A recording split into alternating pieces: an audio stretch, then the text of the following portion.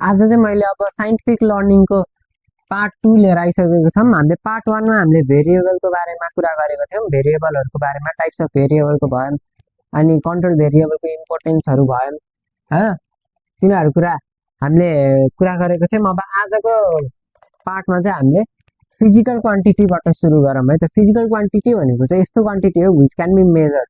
Physical quantities are the quantities which can be measured हैन। अनि अर्को भनेको युनिट रहेको छ।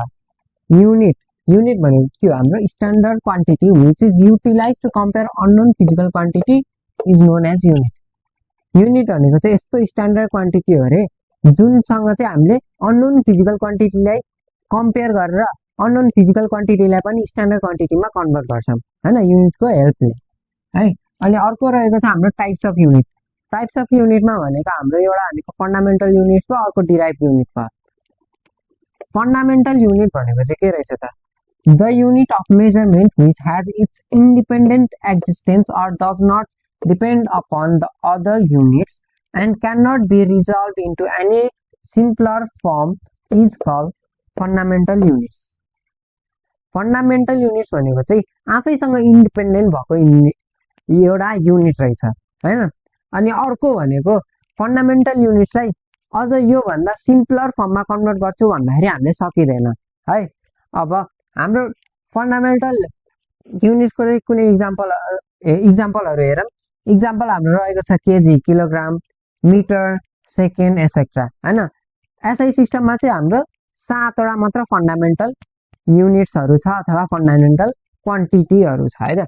फन्डामेन्टल क्वान्टिटीहरूमा चाहिँ लेन्थ, मास, टाइम, टेम्परेचर, ल्युमिनेस इन्टेन्सिटी भयो, इलेक्ट्रिक करेन्ट अनि अमाउन्ट अफ सब्सटेन्स रहेको छ लास्टमा। अनि त्यसैको युनिट भनेको लेन्थको फन्डामेन्टल युनिट्स भनेर चाहिँ हामीले मिटर हैन, लेन्थलाई केमा नापिने गरिन्छ? मिटर हैन। मास, अब मास भनेको के हो?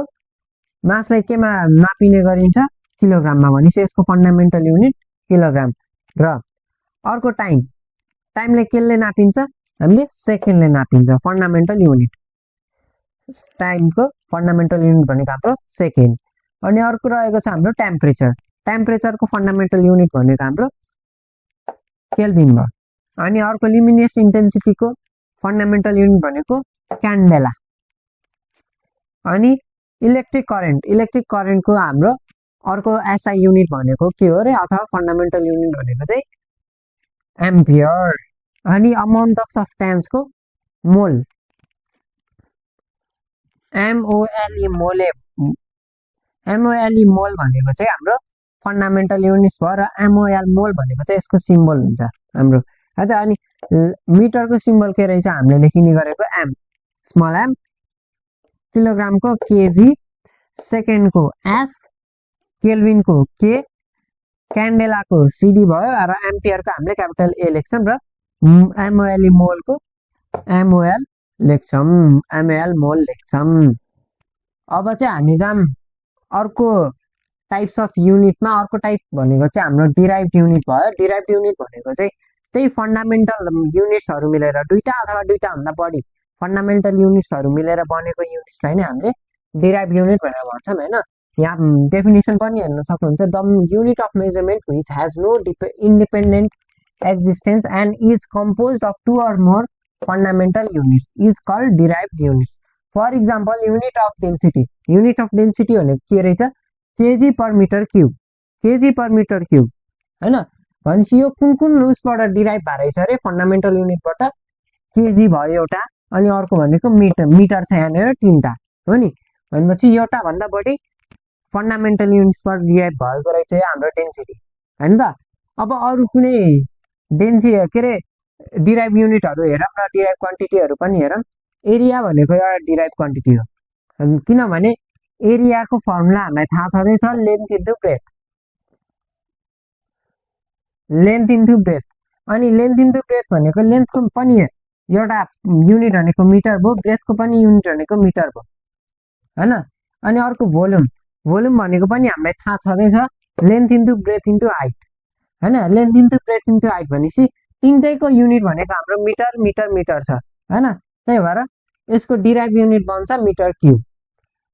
यसमा पनि तीनटा फन्डामेन्टल युनिट्सहरू युज भएर बनेको छ हैन। अनि अर्को डेन्सिटीको कुरा त गरिसक्यौँ। डेन्सिटीको फर्मुला भयो मास बाइ भोल्युम। अनि यसको भनेको combination of base unit according to the फर्मुलामा kg by metre into metre छ। अनि अर्को फाइनल डिराइभ युनिट चाहिँ हाम्रो केजी पर मिटर क्युब हुन्छ। अनि अर्को रहेको छ हाम्रो भेलोसिटीको पनि फर्मुला भनेको हाम्रो डिस्प्लेसमेन्ट बाइ टाइम भनेपछि डिस्प्लेसमेन्टको युनिट भनेको मिटर भयो हाम्रो, र टाइमको भनेको सेकेन्ड भयो। मिटर बाइ सेकेन्ड भनेको मिटर पर सेकेन्ड आयो यसको डिराइभ युनिट। यसरी नै यहाँ acceleration, force, pressure, work, potential difference, power, रेसिस्टेन्सको छ हैन। यो कुरा चाहिँ एकदमै इम्पोर्टेन्ट, यो च्याप्टरबाट एकदमै इम्पोर्टेन्ट यो कुरा। अब चाहिँ हामी जान्नु प्रिन्सिपल अफ होमोजिनिटीमा है त। प्रिन्सिपल अफ होमोजिनिटी भनेको चाहिँ प्रिन्सिपल अफ होमोजिनिटीले चाहिँ के स्टेट गर्छ भने unit in right hand side र unit in left hand side चाहिँ हैन इक्वेजनको एउटा कुनै पनि इक्वेजनको सेम हुनुपर्छ अरे के को लागि, यदि त्यो युनिट चाहिँ त्यो इक्वेजन चाहिँ युनिट वाइज करेक्ट हुनु पर्यो अथवा भ्यालिड हुनु पर्यो। युनिट वाइज भ्यालिड हुनु पर्यो भने चाहिँ हाम्रो equation of unit in right hand side र equation of unit in left hand side भनेको हाम्रो इक्वल हुनु पर्यो अथवा सेम हुनु पर्यो हैन। अनि त्यो पछि हाम्रो छ युनिट वाइज एनालाइसिस। अघिनको मैले फर्मुलाहरू त्यो डिराइभ गरेको फर्मुलाहरू किन इम्पोर्टेन्ट छ भनेको भने यसैको लागि इम्पोर्टेन्ट हो। म्याक्सिमम साइन्टिफिक लर्निङबाट इक्जाममा पनि यही टपिकबाट सोधिरहेको हुन्छ युनिट वाइज एनालाइसिसबाट। त्यही भएर त्यो फर्मुला चाहिँ एकदमै इम्पोर्टेन्ट रहेछ, त्यो फर्मुला चाहिँ सबै याद हुनैपर्छ। अनि अब युनिट वाइज एनालाइसिसमा छ हाम्रो त्यही माथिकै ल अनुसार छ, माथिकै प्रिन्सिपल अनुसार छ। If unit in LHS is equal to unit in RHS then equation is valid हैन। के हुन्छ अरे युनिट इन एलएचएस र युनिट इन आरएचएस चाहिँ इक्वल छ अथवा सेम छ भने चाहिँ युनिट वाइज एनालाइसिसमा त्यो चाहिँ इक्वेजन चाहिँ भ्यालिड हुन्छ भनेको छ। अनि त्यसैको उल्टो ठ्याक्कै यदि त्यो दुईटा इक्वल भएन, एलएचएस र आरएचएस इक्वल भएन भने त्यो भ्यालिड हुँदैन, सेम भएन भने त्यो भ्यालिड हुँदैन है त। अनि अर्को भनेको application of unit wise analysis छ। एप्लिकेसन अब युनिट वाइज एनालाइसिसको एप्लिकेसन चाहिँ के रहेछ त हैन। अब it is use to check the accuracy of the physical equation. के रहेछ अरे यसले के गर्छ अरे फिजिकल इक्वेजनको एक्युरेसी चाहिँ हाम्रो चेक गर्छ अरे केले युनिट वाइज एनालाइसिसले हैन त। अनि it is use to check the reliability of the physical equation. Reliability पनि चेक गर्न युज हुने रहेछ फिजिकल इक्वेजनको हैन। अनि अर्को भनेको चाहिँ यसले चाहिँ रिलेसनसिप बिट्विन इक्वेजन्सहरुकै हैन फिजिकल इक्वेजन बीचमा हैन रिलेसनहरु चाहिँ डिराइभ गर्नलाई युज हुन्छ अरे हाम्रो हैन। अनि अर्को यो च्याप्टरमा अर्को टपिक रहेको छ limitation of unit wise analysis. Limitation अब युनिट वाइज एनालाइसिसको लिमिटेसन चाहिँ के रहेछ त हेरौँ है त। It does not indicate whether the equation is scalar or vector. यसले स्केलर र भेक्टर इक्वेजन चाहिँ स्केलर हो कि भेक्टर हो भनेर इन्डिकेट गर्दैन रे हैन। अनि it does not provide any additional information about equational constant. Equational कन्स्ट्यान्टको बारेमा पनि कुनै पनि एडिशनल इक्वेजनहरु के अरे एडिशनल इन्फर्मेसनहरु चाहिँ यसले प्रोभाइड गर्दैन है।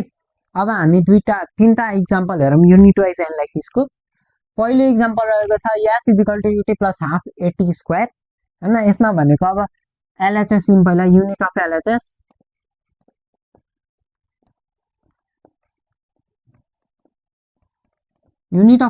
भनेको के हो? s भनेको के हाम्रो डिस्टेन्स हो नि त, डिस्टेन्स अथवा डिस्प्लेसमेन्ट हो नि त हैन। s को भनेपछि यसको युनिट के हुन्छ मिटर हुन्छ भनेपछि यसको सिम्पल यो आयो। अब युनिट्स अफ आरएचएस हेरौँ है त। युनिट अफ आरएचएस हेरौँ त। युनिट अफ आरएचएस भनेको के छ यु छ। यु भनेको के हो भेलोसिटी हो नि त, इनिशियल भेलोसिटी हो हाम्रो। यु भनेपछि मिटर पर सेकेन्ड हो यसको हो metre per second into second हो। टाइम भनेको सेकेन्ड भयो, टी भनेको टाइम भयो, अनि 1/2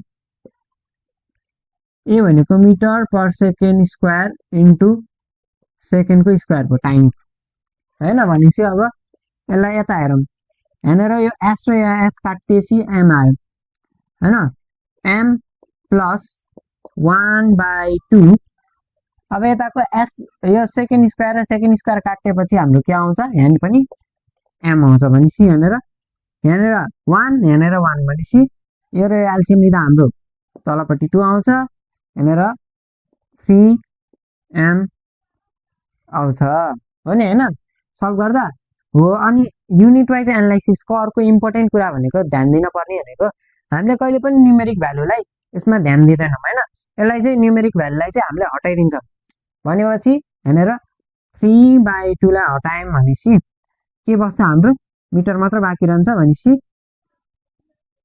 RHS मा कति आयो मिटर आयो भनेपछि LHS is equal to RHS proved यो एउटा प्रुफ भयो।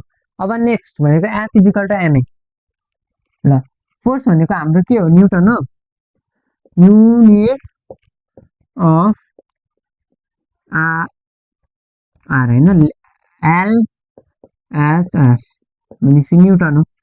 न्युटन भनेको त हामीलाई थाहा छ K G metre per second square हो नि हो कि होइन भनेपछि अब युनिट्स अफ RHS भनेको एम भनेको के हो मास हो मासको भनेपछि हाम्रो के हुन्छ केजी। अब एसिलेसन ए भनेको एसिलेसन के हुन्छ मिटर पर सेकेन्ड स्क्वायर भनेपछि यसको के आयो केजी मिटर बाई सेकेन्ड आयो यो भनेको हामीले कसरी लेख्न मिल्छ K G metre per second square यसरी लेख्न मिल्छ। यो पनि के भयो LHS is equal to RHS proved होइन। अब अर्को यो हेरौँ है त यसमा त न्युमेरिक भ्यालु पनि केही आएन हटाउन पनि केही परेन है। अब लास्टको हेरौँ है त v square is equal to u square plus 2as अब भनेपछि unit in LHS is equal to v भनेको हाम्रो के हो अरे फाइनल भेलोसिटी हो नि त होइन फाइनल भेलोसिटी v हो भनेपछि यसको युनिट भनेको हाम्रो मिटर पर सेकेन्ड हुन्छ होइन मिटर बाई सेकेन्ड भयो अनि यसको स्क्वायर छ भनेपछि यहाँनिर होल स्क्वायर भयो। अब अर्को रहेको छ हाम्रो युनिट इन RHS हो नि त अब त युनिट अफ RHS भनेको हाम्रो के हो यु भनेको इनिसियल भेलोसिटीको पनि के हुन्छ मिटर बाई सेकेन्डको होल स्क्वायर भयो यु स्क्वायर छ त्यसै गरी होइन। अनि अर्को प्लस 2 इन्टु अब ए भनेको के हो मिटर पर सेकेन्ड स्क्वायर हो नि ए भनेको एसिलेसनको मिटर पर सेकेन्ड स्क्वायर हुन्छ युनिट हाम्रो भनेपछि मिटर बाई सेकेन्ड स्क्वायर भयो इन्टु एस भनेको के हो डिस्टेन्स अथवा डिस्प्लेसमेन्ट हो नि त होइन त्यही भएर यसको युनिट के हुन्छ एम हुन्छ।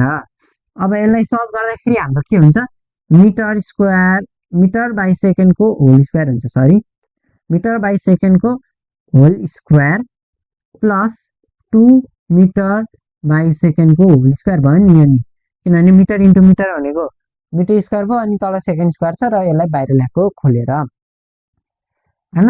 अब यति भएपछि यहाँनिर के हुन्छ 3 मिटर बाई सेकेन्डको होल स्क्वायर अघि न मैले के भनेको थिएँ हामीले नम्बरलाई यसमा हेर्न पर्दैन नम्बरलाई हामीले हटाइदिए हुन्छ भनेको थिएँ त्यही भएर यहाँनिर के आउँछ metre square by second square हुन्छ यो र यो के हो LHS is equal to RHS भयो यो भनेपछि अब यो पनि प्रुभड भयो